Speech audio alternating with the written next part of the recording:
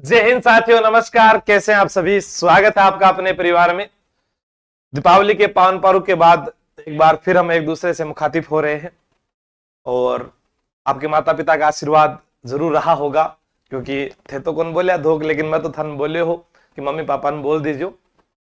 लेकिन जैसे ही दीपावली चली गई उसके बाद गोवर्धन पूजा, भाई दूज, सारे त्योहार जो है वो धीरे धीरे अब जा रहे हैं।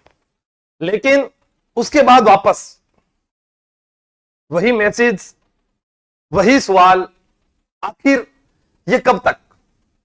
जैसे कहते थे ना कि वही घोड़ा वही मैदान। हाँ, वही है।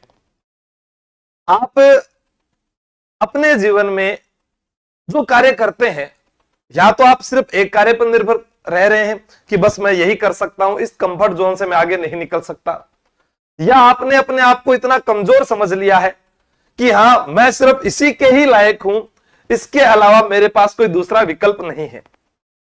जैसा लगातार बार बार एक विद्यार्थी के मन में सवाल आता है कि चतुर्थ श्रेणी कर्मचारी का रिजल्ट कब आएगा, आखिर कट ऑफ क्या जाएगी, पुलिस का फिजिकल कब होगा, इस जिले से कट ऑफ क्या जाएगी, मेरा पहला प्रयास है हो जाएगा, मेरा अंतिम प्रयास है हो जाएगा, मैं आखिर क्या करूंगा।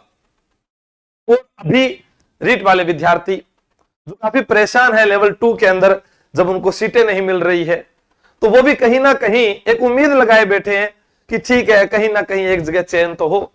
घर वालों को एक उम्मीद तो लगे कि हाँ, ये एक नौकरी तो लगा है, क्योंकि हमसे काम नहीं हो रहा है, हम कहीं प्राइमरी स्कूल में पढ़ा नहीं पा रहे हैं, सिक्योरिटी गार्ड का काम नहीं कर पा रहे हैं, कहीं हम दुकान पर काम नहीं कर पा रहे हैं। हम अपने आप को कमजोर समझ रहे हैं कि हमारे पास इतनी डिग्रियां हैं लेकिन हमारे पास नौकरी नहीं है। जीवन जो है उसके अंदर अगर हम नौकरी को इस लेवल से यहां तक तवज्जो दें तो ये एक मूर्खता हो सकती है, क्योंकि नौकरी आपका एक माध्यम है इस संसार में जीवन यापन करने के लिए, पर जिंदगी नहीं है। अगर आपको ऐसा लगता है कि जिसके पास नौकरी है वो बहुत अच्छा व्यक्ति होगा, जिसके पास नौकरी है उसको लोग बहुत ज्यादा इज्जत से देखते हैं, तो मैं आपको बता दूं, राजस्थान में अभी हाल ही में एक एसडीएम के द्वारा जो टिप्पणी की गई, अभद्र शब्दों का जो प्रयोग किया गया, वहां से आप अंदाजा लगा सकते हैं कि वह व्यक्ति एसडीएम के उस आला पद पर है और उसे बोलने की तहजीब नहीं है। उससे अच्छा तो आप हैं, कम से कम संस्कारी तो हैं, मां बाप ने आपको अच्छे संस्कार तो दिए हैं। लेकिन अभी मन घबरा रहा है, मन में ये बार बार ख्याल आ रहा है कि मेरा हो जाएगा क्या। यही कमेंट आपके चलेंगे, यहां पर 4-5 अलग कमेंट होंगे कि आवेदन करते समय ये गलती हुई, उस समय ये गलती हो गई। लेकिन गलतियों से सीखना क्या है, आज हम उसके ऊपर बात कर रहे हैं। आपके पास चतुर्थ श्रेणी कर्मचारी और पुलिस परीक्षा, इसके साथ अभी रीट एग्जाम डेट, तीनों की अपने बात कर लेते हैं ताकि बार बार अलग से आपको नहीं बताना पड़े। हाँ, भी क्लास को शेयर कर दे तो साथी जुड़ जाएंगे। अपने बात करें यहां पर, सबसे पहले आलोक राज जी का अभी ट्वीट आया है कि 7500 पद है और जनवरी में ही रीट की परीक्षा होगी। जो रीट वाले साथी हैं वो ये देख लें कि आपके पास जो समय है वो केवल जनवरी का है। सरकार चाहती भला विद्यार्थियों का अगर, तो वह डीपीसी करवाकर इन पदों में बढ़ोतरी कर सकती थी, वह इनको आदेश दे सकती थी, लेकिन नहीं। अभी 7 नवंबर के आसपास नोटिफिकेशन जारी करने की बात कह रहे हैं। मामला चल रहा भी है, सुप्रीम कोर्ट के अंदर जो है सरकार अपनी बात भी रखेगी, लेकिन अभी आपके पास केवल यही पद है, इसी पर आपको तैयारी करनी पड़ेगी। पहली चीज ये आलोक राज जी का स्टेटमेंट है। दूसरी बात अपने करते हैं यहां पर राजस्थान पुलिस रिजल्ट की। रीट वाले विद्यार्थियों को बता दिया, भाई आप जितने पद हैं उतने में ही संतुष्ट रहें, आपसे कितनी मांग करें हम नहीं बढ़ाएंगे, उन्होंने ये कह दिया। अब राजस्थान पुलिस रिजल्ट जो है, आपको याद हो तो एक बहुत पहले मैंने बताया था कि नवंबर माह दूसरा सप्ताह फिजिकल का बताया था मैंने, ये आपको बताया था, ठीक है। उसके बाद एक न्यूज आई जिसमें पुलिस पद बढ़ाने की बात कही, और मैंने कहा कि आपके जो भी साथी है उनसे आप पता कर लीजिएगा। अब इस पर क्या हुआ कि आपका रिजल्ट देरी से आने का कारण क्या हो रहा है।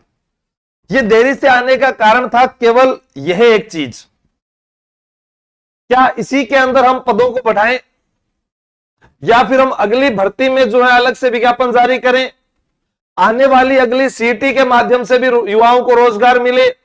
क्या सरकार सिर्फ इसी एक साल में इतनी सारी नौकरियां दे दे कि अगले साल के लिए कुछ बचे नहीं, ताकि हम अपने भाषण के अंदर क्या कहेंगे। ऐसा फिर सीएम साहब को समझाया गया और उन्होंने कहा ठीक है कि ये जो पद है इनको आप नई भर्ती में जोड़ दो, बटालियन वाली में, लेकिन अभी हम इसमें कुछ नहीं करेंगे। अभी हम सिर्फ जो है 10,000 पद है, इन्हीं के ऊपर ही हम नोटिफिकेशन जो आया था उसी के ऊपर जो है रिजल्ट जारी कर देते हैं। अब रिजल्ट की बात आई तो आपको मालूम होगा कि अभी त्योहार आया, फिर आपको मालूम होगा कि पुलिस प्रशासन के अंदर जो आला अधिकारीगण है, चाहे वो आईपीएस है, डीजी, एडीजी रैंक के जो अधिकारी हैं, आपने भी तबादले देखे होंगे सभी के, तो वो क्या एक दिन में ही होंगे?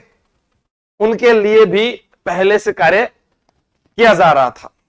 अब क्या है कि सभी जगह जब अदला बदली हुई उस दौरान ही यह भी हमें करना था, और उसी दौरान कांस्टेबल से हेड कांस्टेबल प्रमोशन के एग्जाम भी चल रहे हैं। आप जयपुर ग्रामीण पुलिस लाइन जा सकते हैं, और हेड कांस्टेबल से एएसआई जिसे आप 1 स्टार के रूप में देखते हैं, वह भी अभी हाल ही के अंदर जो है उनकी परीक्षाएं हुई है, जिसको अपने कह सकते हैं फिजिकल की बात करें हम। उससे पहले आपने देखा होगा कि जो सब इंस्पेक्टर थे वो सीआई बने, वह भी अभी इन्हीं दिनों में हुआ जब आपका एग्जाम हो गया। तो सारे काम में पुलिस व्यस्त है, और उसी बीच में कहीं अपराध की घटना आ जाए, कहीं और कोई जैसे हम कांड हो जाए, उन कांड के अंदर भी जो पुलिस है जो व्यस्त हो जाती है। इस कारण जो है आपका एग्जाम थोड़ा सा लेट होता गया, और आएगा अभी जो आपका है रिजल्ट वो इसी माह में आएगा। और आपको बता दूं, पुराने जो पुलिस वाले हैं, पुराने पुलिस वाले, उनकी ट्रेनिंग यानी पीओपी जिसको बोलते हैं, पासिंग आउट परेड, वह भी पूरी होने वाली है। तो वह उनके जैसे ही पूरी होगी, इधर से आपका रिजल्ट भी पहले आ जाएगा और फिजिकल के लिए आपको वो बता देंगे, और उसके बाद जो है दिसंबर या जनवरी माह तक जो है, लगभग यही कहा गया है अभी तक कि दिसंबर माह तक जो है इनको ज्वाइनिंग दी जाए कैसे भी करके, नहीं तो नए साल पर ज्वाइनिंग दे जो आपको बताया। क्योंकि पुराना मॉडल क्यों रखेंगे, वो कहेंगे कि हम 2026 के अंदर ट्रेनिंग पर आ चुके थे या ज्वाइन कर लिया था। ठीक है, जैसे रिजल्ट अगर नवंबर दिसंबर में जारी करते हैं तो उसको 2026 में वो ज्वाइनिंग देते हैं, वैसे ही जनवरी में ज्वाइनिंग देते हैं, तो वो आपके सामने यहां पर रखा जाएगा। तो आपका जो रिजल्ट है वो बिल्कुल चरम सीमा पर है, तैयार हो चुका है, और यही बताया गया है दूसरा सप्ताह या पहला सप्ताह जो है इसके अंदर वो रिजल्ट जारी करके आपको फिजिकल के लिए बुलाएंगे। ये तो आपका हो गया, ठीक है। ये रीट वालों का हो गया, अभी आप अपनी तैयारी करें। इन्होंने कह दिया कि सेकंड लेवल के जो विद्यार्थी हैं इनसे हमारी कोई हमदर्दी नहीं है, आप सिर्फ डिग्रियां करिए, कॉलेजों में जाइए, पढ़ाई करिए, लेकिन हम तो इतना में पदों पर भर्ती निकालेंगे। अब आपको जो करना है वो करें। और पुलिस वालों का फिजिकल ये हो गया। और अब बात करें चतुर्थ श्रेणी कर्मचारी भर्ती परीक्षा का रिजल्ट दिसंबर में, आंसर की जारी। अब क्या हुआ कि आंसर की से पहले भी बहुत सारे विद्यार्थियों ने जो है बातें की कि सर मेरे इतने नंबर, पहले तो क्या होता है कि पेपर देके आते हैं उसके बाद नंबर बताए जाते हैं, उसके बाद कहीं ना कहीं माध्यम से वो देखते हैं, उसके बाद फिर आंसर की फाइनल आती है, उसके बाद हमें यह भी अभी तक नहीं कि किस किस प्रश्नों पर रिट लगेगी, कौन कौन से प्रश्न डिलीट होंगे, वो आप मुझे भेजेंगे तो पता चलेगा कि हाँ वाकई में इन विद्यार्थियों के साथ में जो है थोड़ा सा यहाँ पर प्रश्नों में जो अपने कह सकते हैं कि आंसर की के अंदर कोई गलती हुई है तो इसको सुधार किया जा सकता है, वो अपने बात करेंगे। लेकिन आंसर की जारी होने के बाद में फिर वही सवाल, सर अब मेरे इतने बन रहे हैं, मेरे इतने बन रहे हैं, अब मेरा क्या होगा, अब मेरा क्या होगा। इस कट ऑफ के बाहर की दुनिया को आपने नहीं देखा। आपने भी देखा होगा हाल ही में विराट कोहली 2 मैचों में 0 पे आउट हो गया। अगर वो मानसिक तनाव ले ले तो वो कहता है मैं तो संन्यास ले रहा हूं, पर वो फिर भी खेलेगा। आपने जो काम किया है, जो तैयारी की है, उसमें कुछ विद्यार्थियों का यह कहना था कि सर मैं यहां परीक्षा में 21 लाख थे, 53,000 विद्यार्थियों को अच्छे नंबर आ जाएंगे। आप गौर कीजिएगा, आरएस मुख्य भर्ती परीक्षा का जो भी रिजल्ट आया था ना, उसमें जनरल कैटेगरी के 800 में से 262 नंबर थे। लगभग 25-26% जो है वो मेरिट गई है, जो अभी गए हैं। अब आप कहोगे सर उसका इसके साथ क्या तुलना, हम उसकी तुलना नहीं कर रहे, हम इन 21 लाख बेरोजगार साथियों की तुलना कर रहे हैं। ठीक है, उसके बाद जिनको भी इंटरव्यू कॉल हुआ है उस पर भी 32% ही मेरिट गई है, 26% आरएस, फिर अभी वाली 32%। और फिर आप एक देखिए व्याख्याता भर्ती हुई जिसके अंदर पासिंग मार्क्स ही नहीं आए लोगों के, यानी जो पासिंग मार्क्स थे पॉलिटिकल साइंस का जो एग्जाम हुआ उसके अंदर लगभग 6-7 जितने उनको पास किया गया, बाकी सब फेल हो गए। अब हम बात करें वन रक्षक रिजल्ट जो पहले आया था, या हम बात करें पशु परिचर की, तो पशु परिचर का पेपर ऐसा था कि उसके अंदर भी लोग जो 80% ले आए थे, पद कम थे।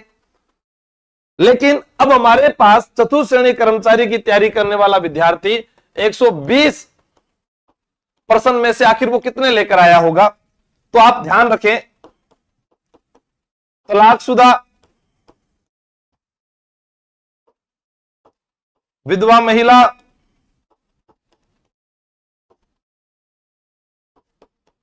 दिव्यांग, ये जो लोग हैं, या यहां पर खेल कोटे वाले, ये जो लोग हैं सारे के सारे, ये पासिंग मार्क्स लेकर आते हैं और उसमें कोई 3 या 5 नंबर एक्स्ट्रा ले आते हैं, तो इनका चयन होगा 100%, क्योंकि पद बहुत ज्यादा है।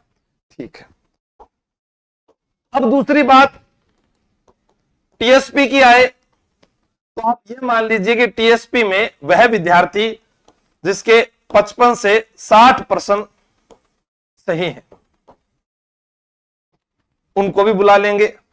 और हम बात करें हमारे इधर नॉन टीएसपी, तो यहां पर 60 से लेकर 80 वाले जो हैं उनका चयन हो जाएगा, क्योंकि इन्हीं में से 21 लाख में से वह सभी शामिल हैं जो रेट की तैयारी कर रहे थे, पटवार की, वीडियो की, राजस्थान पुलिस की, चाहे वो जमादार की कर रहे हो, चाहे प्लाटून कमांडर की कर रहे हो, किसी की भी तैयारी कर रहे हो, वो है सारे यही। लेकिन आप सोचिए कि 21 लाख आवेदन होने से कुछ नहीं होता, पढ़ने वाले विद्यार्थियों की संख्या 2 लाख है, जो हमेशा कहता आया हूं।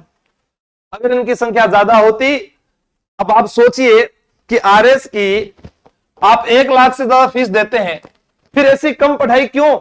क्योंकि मेरिट 26% ही जा रही है, इसका मतलब पढ़ नहीं रहे। फीस ज्यादा देना तय कर रहा है क्या? नहीं कर रहा।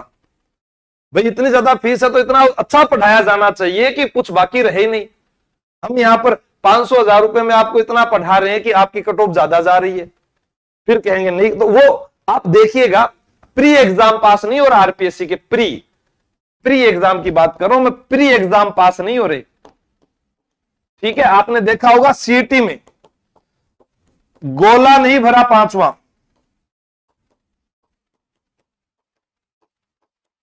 तो भी 4-5 लाख विद्यार्थी असफल हुए। कारण क्या था? नॉलेज नहीं होना। आज हम कहते हैं ना गरीबी है, गरीबी का कारण क्या है? अज्ञानता है। हम कहते हैं कि जनसंख्या वृद्धि हो रही है, उसका कारण क्या है? शिक्षा का अभाव है। कल परसों उदयपुर के अंदर एक वीडियो